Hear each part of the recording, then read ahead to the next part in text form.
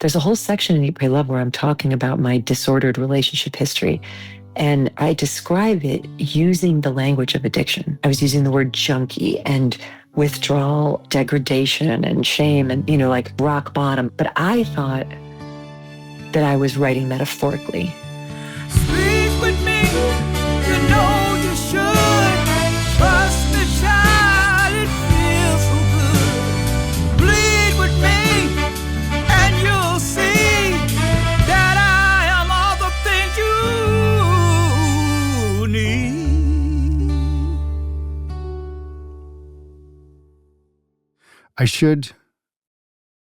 I don't even know how, because you're talking about this so many times, and I'm sure anyone who's listening to this will know you, and they already know about the book. But just in case, what is your definition of sex and love addiction? Oh, let's start with it. So my definition, as somebody in recovery, we got to keep it on the eye. So my definition of sex and love addiction doesn't have to look like anybody else's definition of it. Yeah. And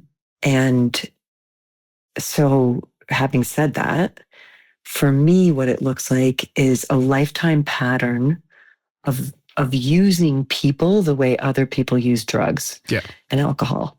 And I also have used drugs and alcohol, to legal and illegal, to be stimulated or sedated, to try to get my levels right. I don't use any of that anymore, but I certainly did for a long time. And I come from a long, proud history of people who have been trying to get their levels right for a long time. But nothing for me can jack my nervous system faster, with more excitement and more need and craving than using another human being. Looking to another human being to get them to make me feel the way I want to feel, and outsource it basically at the highest level. It's like, here and now, it's your job. You have to deliver into me either, excitement or calm, because I don't know how to regulate myself. Right. This would have been my history, and so there were people in my life that I used as stimulants, and there were people that I used as sedatives. And like any junkie, I was constantly toggling back and forth between trying to be like stimulated and sedated at the same time. Sure. And essentially, like, a definition of addiction in general that I really like is like, an addict is somebody who wants you to do for them what they can't or won't do for themselves. And I think that that's what my sex and love addiction manifested as, is like, you do it. Here, you take her. Like, I don't know how to handle this being. Right. I don't know how to handle this depression. I don't know how to handle this anxiety. I don't know how to handle this fear. But it's your job to literally be my fix. Yeah. Like to literally fix it. And the results of that have been as deadly and degrading for me and anybody I pulled into that with me as any addict can report from their binge. So that's what it looks like for me. Got it. Good times. It's fun times. Good times.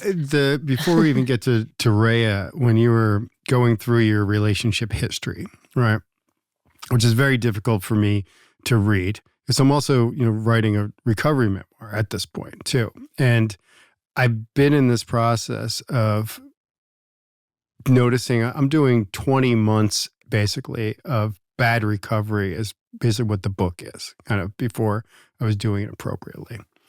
And within that 20 months, there are all of these relationships that I'm like, had failed and had done this and done that. And I'm like, God, this is such a short period of time, and this is so tough to look at. And I'm also like, well, how do I give these people like a living amends properly? How do I not erase them while I'm writing this tough and challenging part of my life? What am I keeping? Because then it goes back to, I have to keep that secret. And then I'm basically like laying on the floor while I'm writing this. And basically, did you have any thought about the other people that you've been involved with romantically throughout your life and have had, partnerships and living situations with while you're writing this? By the time I got to writing it, I had already done my amends. And so all of my ex relationships are either at this point were good, Yeah. or we're not. Yeah. Right. For you know, sure. and the amends were offered and not accepted or Mhm. not responded to. And the amends process, it's like that's all That's you can it. do. Yeah. But there's not anybody who I wrote about specifically in the book. Sure. I didn't name anyone, but certainly my ex-husband, I reached out to him a year before the book was published. And at that point I had made my amends and our relationship had healed and we're friends now. And so I was able to reach out to him and say, I just want to give you a warning that I'm working on this book and I'm telling about the story of me and Rhea. And there's nothing intimate of us that's going to be in there. But if you want to read any of the pages where I even use the word my husband or my ex-husband, let me know. And he was like, it's all good. It's fine. Yeah. And there's nobody else that I wrote about specifically who's identifiable. So yeah, that's where I was at with that. Yeah. I mean, that was really the part that I was looking at. It was just like, oh yeah. I mean, she kind of, did a composite of all, her relationships to kind of get to this one, knowing full well, oh, I have a history and this is the history. And I've done all the work to basically examine this history. And I was like, oh man, I wonder if anyone sees the book in the bookstore and it's like, oh, I was with this person for a long period of time. I'm curious to see what she has to say. And I'm always, this is what goes in my head when I'm like writing this. I'm like, oh, there's going to be so many people that are going to be mad at me and saying bad things about me. And I won't be able to tell the truth in this whole entire book. But do you think you've always been successful at that in terms of every book that you've written, you've been as truthful as possible? Yeah, I think I've been as truthful as possible for what I knew at the time. Sure. And that's why I end All the Way to the River by referring back to and quoting from Eat, Pray, Love, because there's a whole section in Eat, Pray, Love. This is 20 years ago. Like we're coming up on the 20th anniversary of Eat, Pray, Love. There's a whole section in Eat, Pray, Love where I'm talking about my disordered relationship history. And I describe it using the language of addiction. So almost 2 decades before I came into recovery for this addiction, I was using the language of addiction to describe what I'm like and what I act like. I was using the word junkie and withdrawal and, like shaking in the corner and begging the dealer for more of the fix and degradation and shame and, like rock bottom, like all of these terms that I had gathered kind of from the osmosis from the whatever recovery language was. But I thought that I was writing metaphorically. So I was using that language to explain what it felt like for me to be in my own skin in this relationship, super disordered and chaotic relationship history. But I was saying like, I'm like an addict. Right. I wasn't saying I am an addict because I didn't know that I was. I think for part of it, and part of the reason that I wanted to publish this book, is that I had heard of sex addiction, but it registered in my consciousness as something very different from what I was up to. Of course. Like I thought of it really almost exclusively something men were doing. Yeah. And I thought of it as something that involved a lot of pornography and sex workers and massage parlors and like strip joints and or serial or people who had like real double lives. And that wasn't what I was doing. So it didn't feel like that was me. And it wasn't until somebody 12-stepped me, until a friend of mine who had long, robust recovery in AA sat me down and said, like, I've been watching you hurt yourself for 20, and other people, by the way, I've been watching you hurt yourself and other people for like 20 years like this. And I think you might qualify for this program it was the sex and love addiction combo that was like, oh, that's what I am, Yeah. right? But I'd already named it, like I'd already named it as honestly as I could, but I don't know, like the final penny hadn't dropped of like, this isn't a metaphor. This is what you are. And there's a program of recovery for that. And that's where you belong. And that took heartbreakingly for me and anyone around me, that took another 2 decades to get to. Yeah. Yeah, absolutely. I mean, did you get any sort of pushback from the recovery community about how you wrote about it? Shockingly, no. Yeah. And I was braced for that because there's good reason for people to be like, this is an anonymous program. Exactly. You're not supposed to talk about this. And I could certainly make a case for how many people have been out there talking about their 12-step recovery in public, and that those rules of you're never supposed to talk about this in public were written back in the 1930s when people's whole lives could be destroyed if people found out they were addicts. But it actually hasn't come up. Not that I've seen. And I also have to say, like, I haven't been reading what's been written about me. Oh, really? So it may very well be coming up. Yeah, that was my next question, actually. But I don't read reviews or anything. I mean, I've read direct notes that people have sent me about, like, from readers talking about what the book has meant to them. But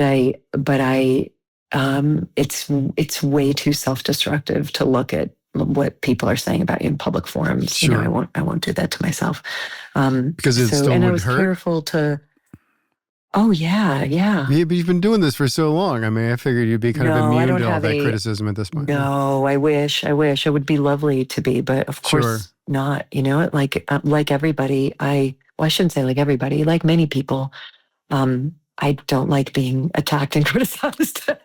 Right. And I also know that it gets in my head and it stays in my head. Yeah. And it stays in my head. There's something Brene Brown was talking to me once about years ago about, she's like, that thing where, you post something and then you go and you read, you skim through all the loving and praiseful and identifying comments until you just knock them off the desk. Like, nope. Like, you don't even read it. Yeah. It's like somebody's like, this is so great. This is so helpful. I really blah, blah. And you're like, blah, blah, blah, blah, blah. And you just go like a heat-seeking missile right to, as she worded it, the thing that somebody is going to say that confirms the worst idea that you have of yourself. Yeah. And that's what you focus on. And that's what you take out. So there's like 99 beautiful things. And then there's just one thing that your inner critic also says you are. And then you take that in and then you use that as a weapon against yourself. So I have to be careful not to do that. Yeah. I have done that historically because I was like, this is a healthy way of approaching this. I'm going to look at it until I can't feel anything anymore.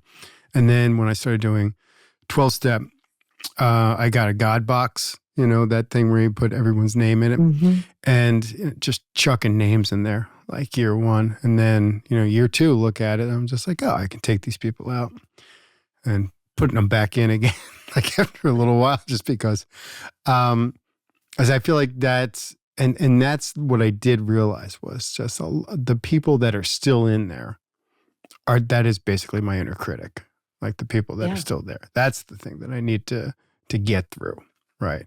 Yeah. It's like these aren't the people that I'm hearing. I'm just hearing myself the whole entire time, right? And just real quick, I'll also share with this book. I also told my publisher, actually, I don't want to see the good reviews either. Because it's so disorienting.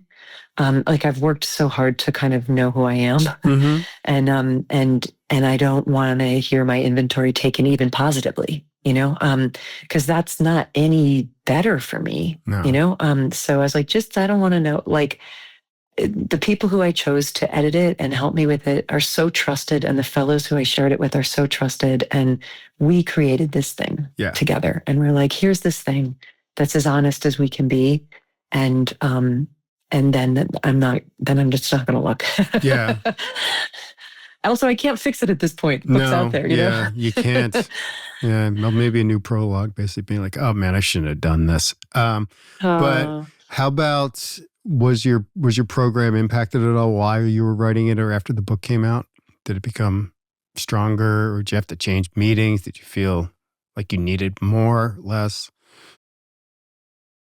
no, not such a good question. I'm really searching to see if I needed it as much as I always need it, which is 100%. Sure.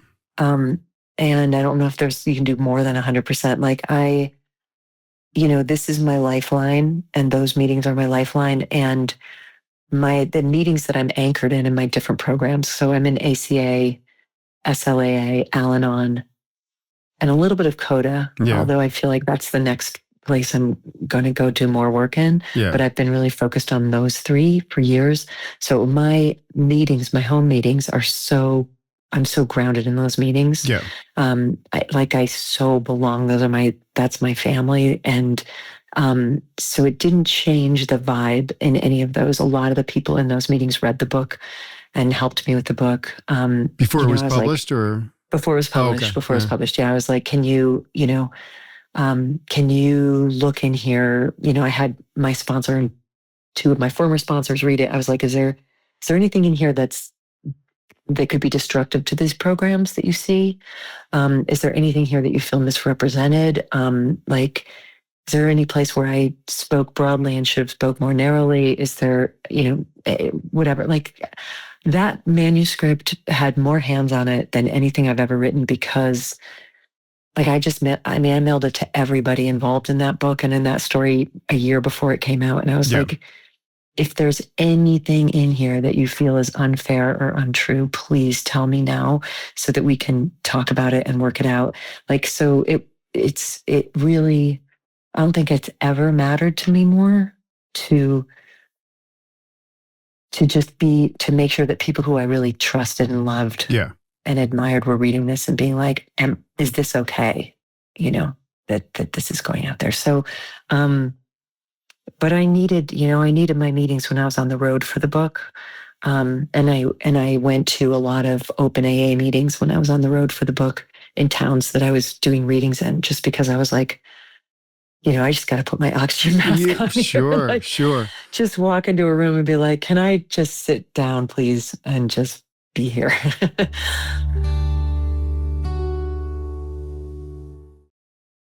Well, that was the part that I was like, okay, when you're doing promotion for this book, because it's such a people-pleasing sort of exercise that you got to kind of subject yourself to the whole entire time. So I'm like, oh man, is this activating while you're sitting there talking about this book constantly, talking about this very difficult time as well, right? What comes up for you? I mean, are there any interviews where you're just like, okay, I've pushed myself too far.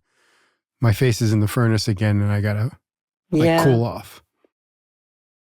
I tried to make it I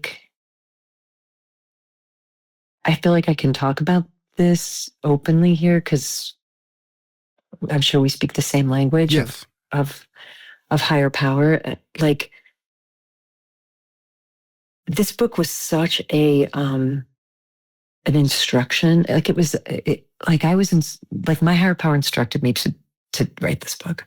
And there were times in the writing of it, even more than in the promotion of it, where I was like, I don't want to do this. Yeah. I don't want to do this. I don't want to, most of all, what I didn't want to do was I don't want to go back into the furnace. I don't want, especially the middle part of the book when Rhea started using again and when my codependency just inflamed, it was like, I don't fucking want to remember this. You know what I mean? I don't want to remember how terrible a time that was, how awful she was, how degraded I was. And I have a higher power who's really, really gentle with me, and really loving. And I'm just sitting here looking at my two-way prayer notebook that I do every day. And so much of what I get in two-way prayer is God being, what I call God being you don't have to do that, and you don't have to do this, and you don't have to do like so many things you're taking on in life you don't have to do. But this was like, you have to do this. And then when the book came out, that actually made it in a way simpler, because I was like, I'm just doing what I'm told. Yeah. You know, like I'm just here doing what I'm told. And then when I decided that every interview and every event, and it took me about a week into my book tour for a fellow of mine to help me with this and for me to get this. It's like, in my conception, these are not publicity events; these are meetings. Yeah, that's what I figured. And we're having a meeting, and I'm qualifying. Right. You know, and there's some newcomers in the room, people who've never heard of this. They're going to have reactions that they're going to have. But essentially, like if you came to one of my events last year for this book, you came to an SLAA meeting, and I told my story. And any interview that I've ever done, including this one, like just right before I go on, I just say, what do you need from me? And God's like, just answer the questions. Right. Yeah. It's like, it's so simple in a way, like just, so even interviews where I was pushed or challenged, it was like, just answer the person's question, you know, as honestly as you can. That's all you ever have to do. And like there was one interview where somebody was like, well, the American Psychological Association does not recognize sex and love addiction as real, you know, and you know, my teenage self can be like, bitch, I'm the fucking evidence that this is real. Right. Come and follow me around for 35 fucking years and see what I'm doing and tell me this isn't fucking real, right? But my like higher power answer is, I'm not a psychologist, you know, and and I haven't written the diagnostic, you know, I don't know. But I do know that there was a way that I acted my whole life that caused incredible chaos and suffering for me and everyone around me. And when I came to treat it as an addiction and as a disease with the treatment that recovery brought, it broke that for the only time. It was the only thing that could ever break that behavior. So I don't know whether that means addiction is real or not real.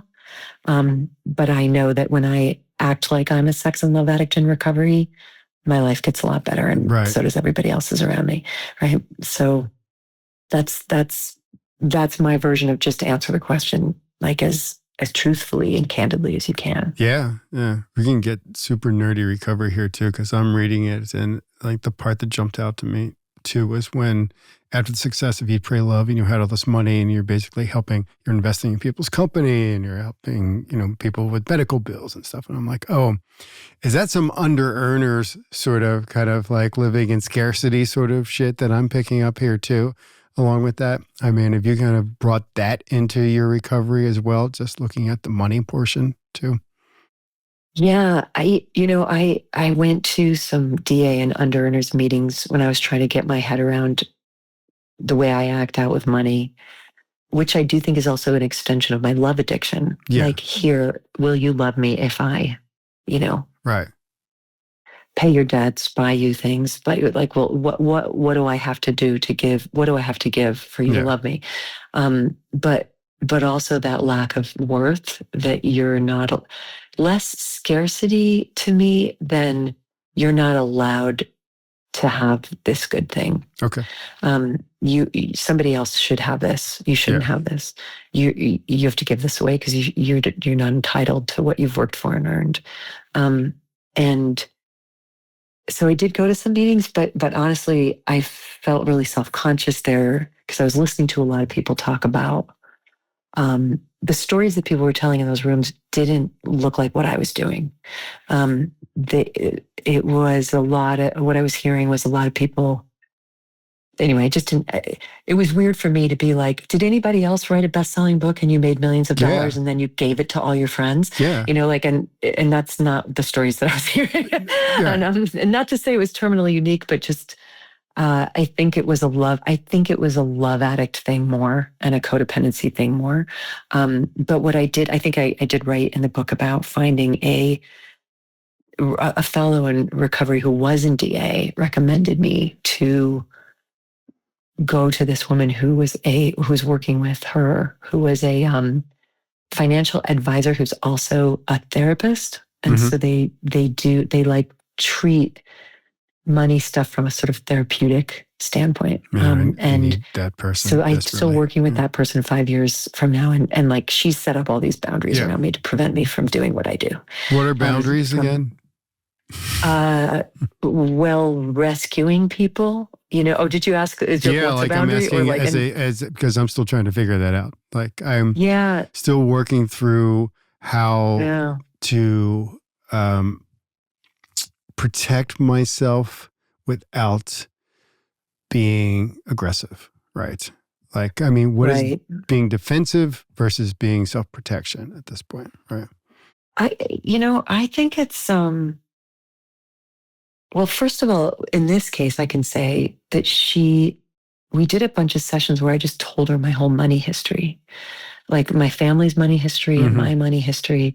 And then she did this incredible thing where she sent me like the story of Liz and money. She wrote it down and sent me this like 7-page like essay that was like, that I got to read, written in the third person about me. That was like, this is what happened to you. And this is what you think is true. And this is where you get into trouble. And this is where you hurt yourself. And this is where you don't have any control. And this is where you don't have any, and this is what we can do to help. And it was kind of incredible to see that. So a boundary for me is often just a pause.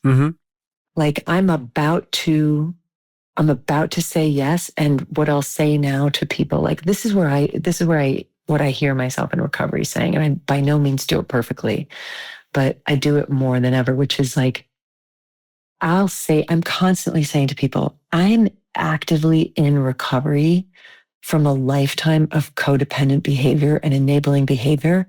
I have to be really careful right now with what we're doing here. Yeah. And I've got to go talk to people who I really trust, who are sane and sober, and make sure that I'm in sobriety here. Sure. Got to run this by some people. Like just asking for time. Like, I mean, all of sobriety for me is about slowing me down. Right. Because my impulses are so fast. And it's like, slow down, slow down, slow down. And also a boundary for me can be returning to a yes and then turning it into a no, which I never knew you were allowed to do. It's an ACA thing. Like you're allowed to change your mind. You're allowed to make a mistake. I didn't know I was allowed to do that. So once I got going in something, it's like, well, we started, I'm going to have to just keep going. And so just this week, even yesterday, I gave somebody a yes. And then I felt really sick, like physically all night. And it was chewing at my brain. And I woke up in the morning and I sent her a text and I said, first of all, I owe you an amends. I said I was going to do this thing. But I'm on my apologies. This isn't sitting right. And I'm going to have to back out and I'm very sorry. But my yes is, turning a yes into a no, which is like, as an ACA, really fucking hard to do because it's like, they're going to hate me now. I'm irresponsible. I already said I would do it. But that helps me with my boundaries. It's like, oops, like literally Britney Spearsing it. Like, oops, I did it again. Right. But let me pull back now and notice that I did it again and then say, I'm really sorry. I just was moving too fast there. Yeah. I mean, my life suddenly got busier. I don't know if you noticed, there's like cameras and shit here now. This was a smaller podcast. And then, I have this book and I have, all of these other new commitments, which is all good things, right? But my first instinct in all those things is just to quit, right? Too much. I don't deserve any of this stuff. Like, why am I getting all this attention? If I get this attention, then it's basically just going to reveal all the bad stuff about me, right? So what I did, and this is what I was asking you about your program, was, I went back to my ACA sponsor. I'm like, okay, we're going to do Paths to Recovery again, like starting from scratch. I'm going to take on, a new commitment, right? I'm going to lead this meeting the whole time. So I just kept throwing more program at it, even though if you look at my schedule, my time, I have no time, right? But I know that just as I did this morning, well, if I neglect it, things are not going to get any better at all, right? It's just going to be chaos because I can't do this on my own. Same. Yeah. All right. Good. Well, it's kind of like that thing that says, like, that old saw that says, like, meditate for a half an hour a day unless you're really busy, and then meditate for an hour. Sure. But it's like, yeah, go to a meeting every day unless you're really busy, in which case go twice a day. I heard somebody in an early SLA meeting, a guy said, I only need, I'm sure this is like some old timer. He had like that old timer polish. So it's probably like some old timer line, but I thought it was great, where he's like, I only need to go to meetings when my life is in chaos, and also when my life is going great, and also when my life is neutral. But other than that, I don't need to go. What about, I am always curious to hear people's recovery when it comes to ambition, because I haven't figured out how to do ambition soberly either. I still have that instinct to kind of run over people, and that's the only way to do it, right? But I'm not competitive also, which is weird too. A little paradox there. But when you are who you are right now, and you exist in most people's consciousness because you had this like incredibly successful book, like, how did you do an inventory on that? Right? How did you kind of look at yourself and basically say, well, what am I missing here? Why am I still doing this wrong? Even though I got all these things you want. I'm assuming you wanted this success a little bit, right? Or is it just beyond? And then it turned into another thing that needed to be rolled up into your recovery in some way. I have this weird, and I'm going to say it's weird because it's healthy. And it's weird that I have anything healthy. But I have this one thing. It's like God was like, in this journey, in this lifetime, there's going to be one thing that you get, that you're just going to get in a really healthy way. And that's going to be like an anchor for you. And then everything else is going to be overwhelming and confusing and hard and difficult, but you're going to have this thing. And the thing that I have is, like, I have a really healthy relationship with creativity. And I think it's because my family, in all of their dysfunction and chaos and beauty and terror and all of it, every single member of my family has a really healthy relationship with some sort of creative thing that they do that's like their place of refuge.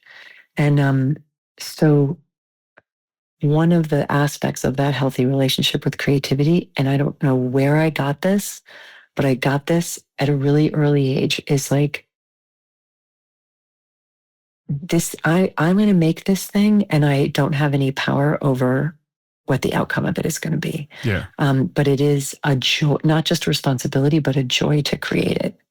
And I think that's what kept me sane during the Eat, Pray, Love success. Sure. Was like, this doesn't have anything to do with me. Like, even before I had the spiritual language to recognize that the success of that book did not have anything to do with me, I had the sort of creative craft concept of it. And also the fact that it had been my fourth book, and that my first three books were, I think to this day, my first book has only sold a couple thousand copies, and that book, I loved writing that book as much as I loved writing Eat, Pray, Love. And the books that came after Eat, Pray, Love have not done nearly what Eat, Pray, Love did. Like, I once did the math on, like, Committed, the book that came after Eat, Pray, Love, and I think it sold like 10,000 or 100,000 of the number of copies of, it's like, for every 100,000 copies of Eat, Pray, Love, the sequel to Eat, Pray, Love sold one. Yeah. People that they didn't want it, and so I think, like, I don't know, it's like there's something in me that gets that. And thank God, because I think I would have been a real wreck otherwise. The money was different because I'm like, I don't know what to do with this money. But like, I didn't take on this success success, failure, success, failure. I like that's one pair of opposites I don't get traumatized by for some reason. But when you have this astronomical success and then you are in recovery, aren't there certain meetings that you're just like, oh, well, I need to talk to someone who can understand exactly this sort of recovery problem that you're going to? Like you were talking about in the DA meeting where you were just like, oh, I wrote a best-selling book and made millions of dollars. I mean, do you have people you can talk to about like that, like kind of elite level of sort of recovery room? It's where I need recovery. It isn't around that Really? so much, where I suffer, right? If you're going to go with the like, go where you're bleeding, like where I bleed is in the most intimate relationships of my life. Mm-hmm. The more intimate they are, the more I'm overcome by fear and self-doubt and shame and alarm and panic and obsession and rumination. The public relationship is so many. This is the first time I've tried to articulate this. So this is, believe it or not, this is me doing my best to answer your question. That's fine. Do your best. Do your best.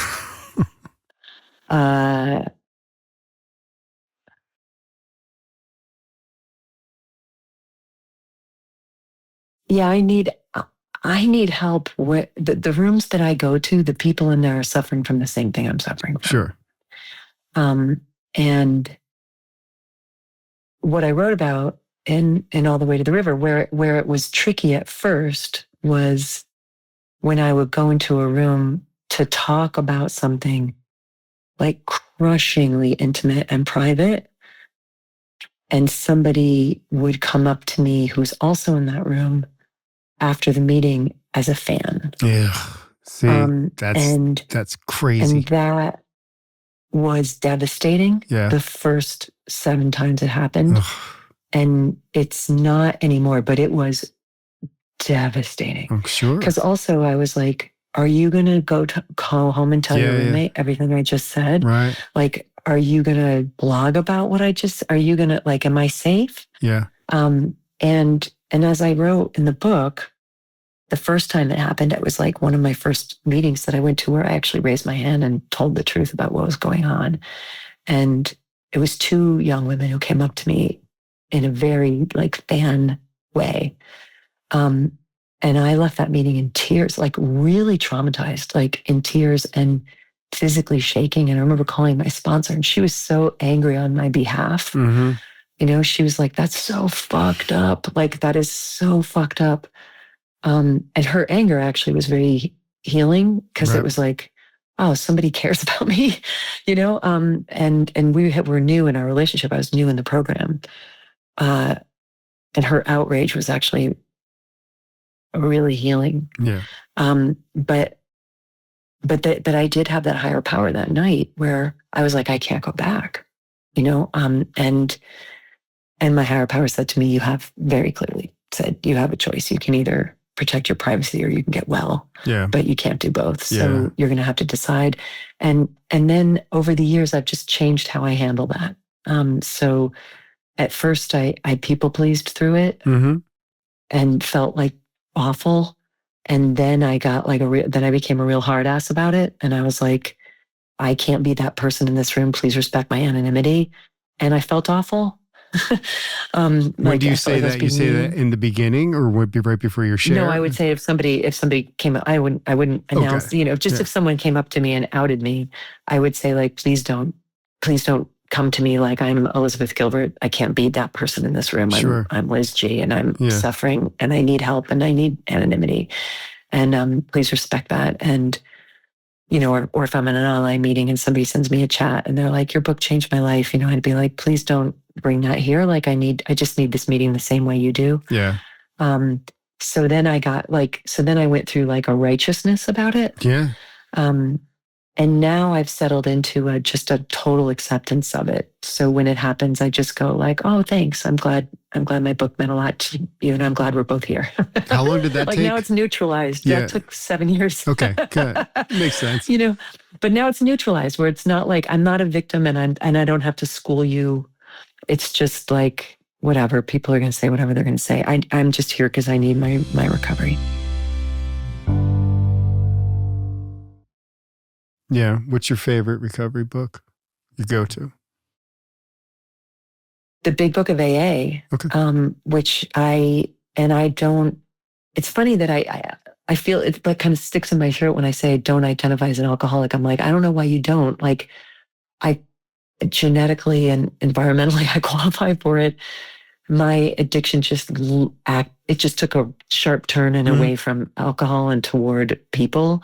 But the best recovery work that I've done was with a SLAA sponsor who we did the steps in the Big Book of AA and just changed the language from alcohol to sex and love addiction, intimacy, intrigue, flirting, obsession. We just put all those words in there instead of getting drunk, and then worked those steps like good old fashioned Big Book AA sponsor. She's in her 70s, so she's just an old timer in a lot of programs, and just worked a really rigorous, disciplined Big Book of AA program. And when I sponsor people, that's how I sponsor them.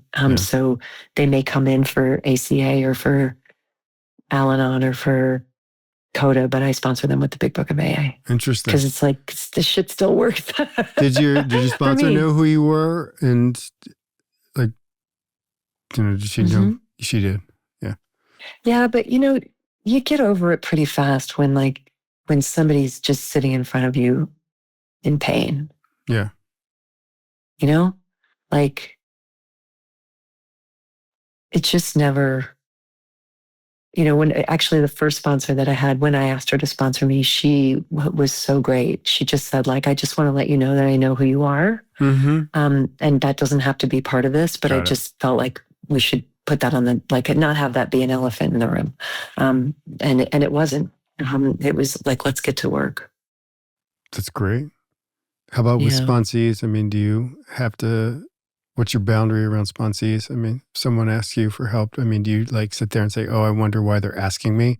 Do you question their motivation sometimes? I usually I turn down a lot of people. I only have I have 3.5 sponsees right now. That's crazy still. That's a lot of sponsees. I have 3 who are working the program and 1 who isn't really. But that's about as much as I can handle.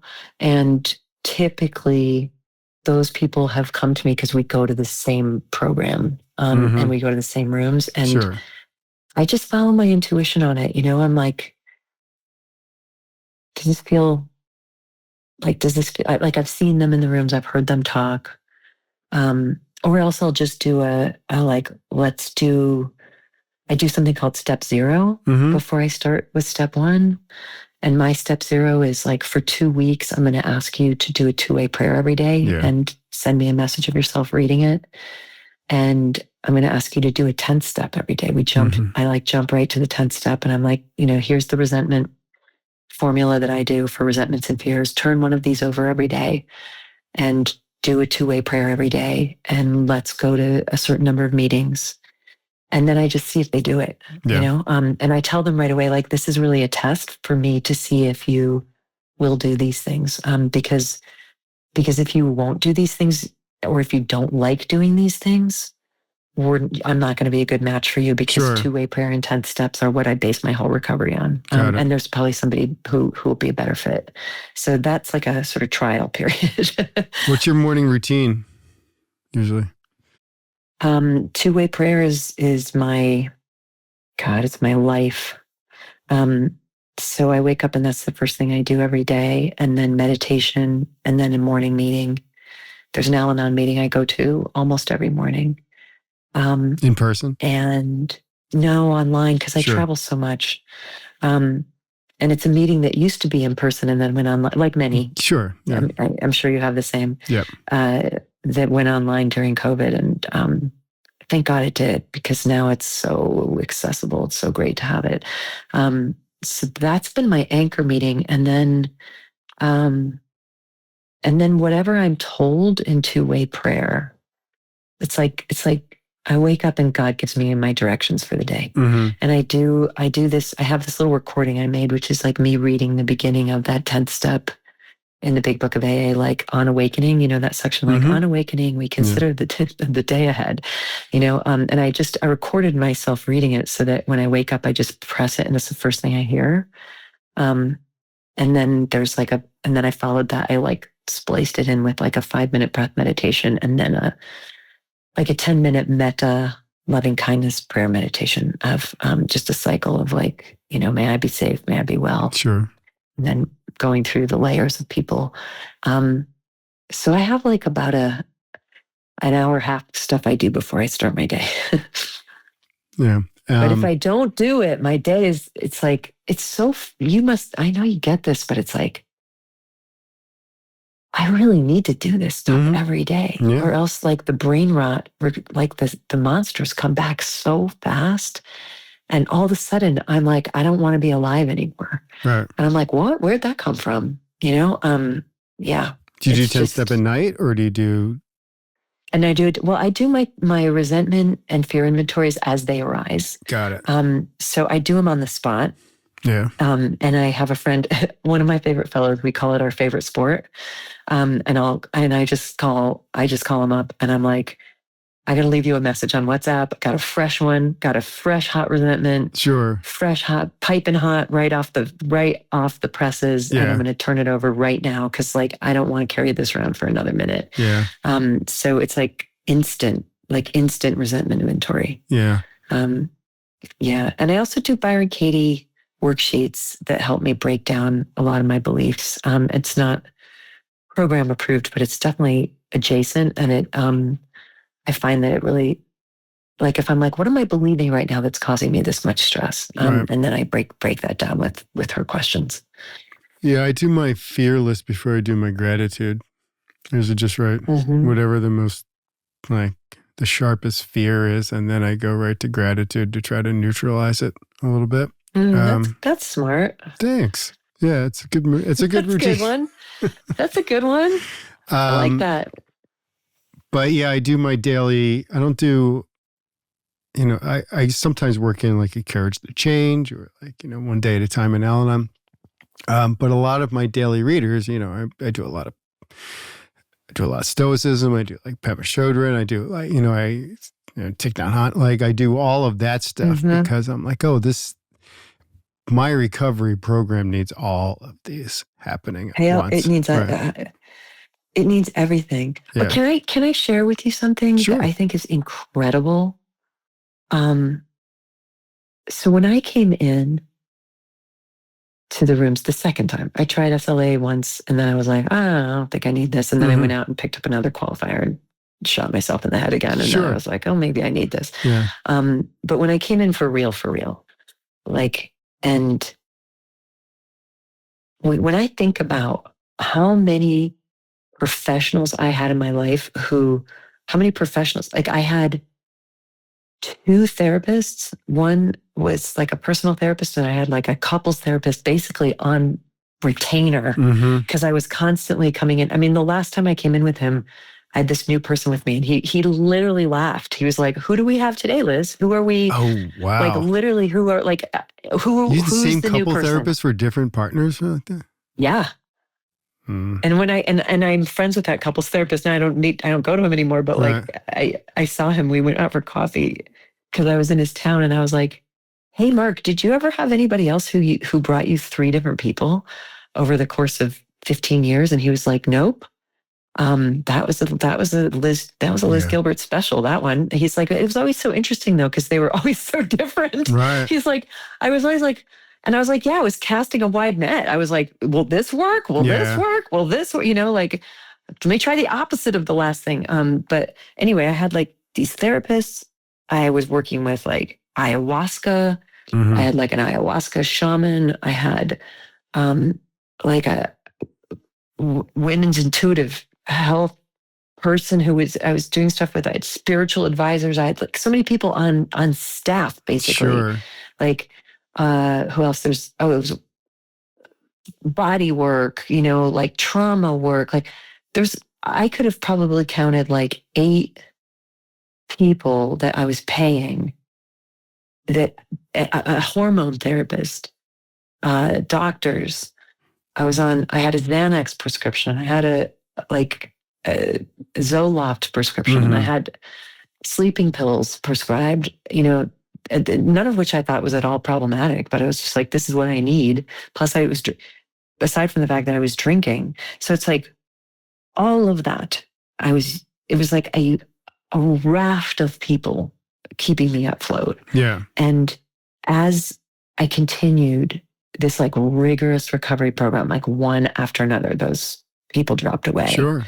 And like those pills dropped away, and those substances and those people dropped away. And I'm like, oh my God, I'm like doing life. Like I'm out here every day doing life. Yeah. Without any of that. And it's all because of the rooms of recovery. Mm-hmm. It replaced all of that. I just think that's incredible. That is. That's absolutely incredible. Yeah. How's your anger? Oh, it's a delight. It's a real fucking joy. Is it inward, outward? I mean, you honk your horn in traffic? I mean, it's inward. I'm not. It's an inward. It's all inward. It's an internal volcano. Got it. It's resentment more than anything. Sure. Like I was shocked when I did my first resentment full step 4 and cataloged every single one of my resentments. I went through my phone. I just like she's like, go through your phone, go through your contacts. Do you have any resentments against every name? I was like, yeah, I resent him for that. Yeah, I resent her for that. Right. Yeah, I resent, like there was hardly anybody I could find in my life I didn't have resentments for. And I'm out here thinking I'm a really nice person. Like really, I'm like, I'm a really nice, kind, loving person. Meanwhile, I cataloged, I can't remember the exact number, but it's over 400 active resentments. Mm-hmm. And I was like, wow, I hate everyone. Mm-hmm. Like, holy shit. Right. Like I hid that so well, I didn't even know. Yeah. Do you have a sense of like so much anger? Do you, because I'm sure, because, you're a best-selling author, that maybe people have resentments against you. I mean, how do you handle that? Like in terms of, do you think I do a resentment inventory on it. Like I have, I'll do if I feel that someone's expressing jealousy. Yeah. Like that's a real trigger for me. Mm-hmm. And so I'll do a resentment inventory on it. I'll just do a 10-step on it. Yeah. Throw a 10-step at it. It's the only thing to do. Yeah. Well, this was incredible. Thank you. I mean, nobody outside of 12 steps going to know what the hell we were talking about the whole time, but I think that's fine. I love this insight. I love it. It is my favorite sport. Like recovery is, and I remember when Rhea started drinking again. I'll just end with this, or I don't know if we're near the end, but I haven't been paying attention to the time. But when she started drinking again, I remember I was defending her to a fellow of hers in AA who was like, what the fuck is Rhea doing? Thinking she can drink. And I was like, well, she just said, and I didn't know anything about anything, but I was like, she just said she doesn't want to have to carry the stigma for the rest of her life of the term addict, like the scarlet letter. She's like done with it. And I remember this person who had long years of recovery in AA, just softening and just this soft look on their face. And they just said like, it's not a stigma. Right. It's a beautiful thing to be. Like, it's a beautiful thing to be an addict in recovery. And I was like, I don't even know what you're talking about. And now I do. Yeah, because it's, I can clock somebody right away, basically, kind of I could tell. And a lot of that when I read the book, it was just, you were talking about like, how Rhea had that kind of a secret handshake with people that she can kind of just hone in on. And I feel like I have that a little bit too. you know. I mean, people at their worst moments, I kind of just like go running at them. But I also basically, I do that great ACA thing, which I still carry with me because I do tend to try to rescue people. But, you know, it's about like the woman and her husband's a drunk, and every time he would come home drunk in the bed, he would fall out of the bed, and then she would help him get back into the bed. And then al-anon is basically just like when he falls out of the bed, you just put a blanket on him, and that's it. Yeah. And that's the only thing to do. You know? Oh, so tender. I mean, I'm not an expert at it. I mean, but I always try to remember that. You know, if I help you back into the bed, I'm going to wake up enraged. Yeah. And it looks like I'm really kind because I'm helping you drunk into the bed. Right. If I let you sleep on the floor and put a blanket on you, then there's a lot less anger. There is. Yeah. This is amazing, man. Thank you so much. Thank you for writing me back too. I appreciate it. It's really good. And what you did, the small and thanks bow for your interview. patience. I was like, as you can imagine, it was. I was weeding through a lot this year. If you did email me back then, I would have preferred after you had gone through the major promotion for this, because I mean, I was really curious about, you know, when that's over, like what your recovery looks like afterwards. Because I mean, that would be something that I would like constantly have to kind of completely check every single day. Like, yeah, because how do you not become? How does your ego not take over? Right. I mean, well, listen, it's just any opportunity. Right. You know, any opportunity. But you know, my first sponsor, you said, like, did she know who you were? And she was just like, God bless her. She was like, that old line. She's like, you're just another bozo on the bus. Yeah. And for sure I am. And thank goodness. So that's that. That's that. That is that. To be continued, I hope. If we're lucky, we'll keep going. Yeah. Well, thank you for this. I hope we keep in touch. I really admire your program. You know. I mean, thank you. So I mean, I'm glad we had. Thank you this so much. I appreciate that.